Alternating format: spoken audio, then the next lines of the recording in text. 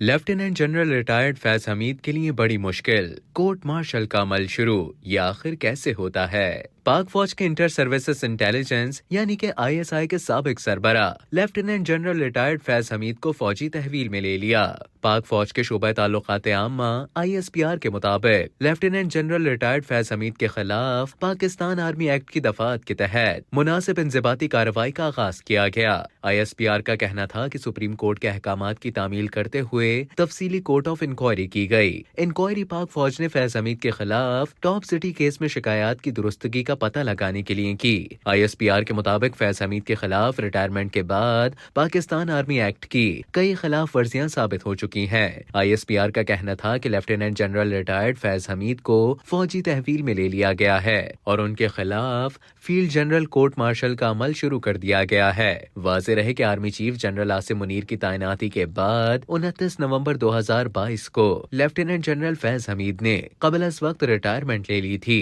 اور وہ اس وقت کور کمانڈر بھاولپور تعینات تھے۔ 8 نومبر 2023 کو سپریم کورٹ نے ایک نجی ہاؤسنگ سوسائٹی ٹاپ سٹی کے مالک کی جانب سے جنرل ریٹائرڈ فیض حمید کے خلاف درخواست نمٹاتے ہوئے ریمارکس دیے تھے کہ سابق DG ISI جنرل ریٹائرڈ فیض حمید اور ان کے معاونین کے خلاف شکایات کے ازالے کے لیے وزارت دفاع سمیت متعلقہ فورم سے رجوع کریں۔ گزشتہ دنوں سابق DG ISI جنرل ریٹائرڈ فیض حمید کے خلاف انکوائری شروع کی گئی تھی۔ افواج پاکستان نے نجی ہاؤسنگ سوسائٹی کے مالک کی درخواست پر انکوائری کمیٹی بنائی تھی۔ چلیے اب جانتے ہیں کہ کورٹ مارشل کی کارروائی آخر ہے کیا۔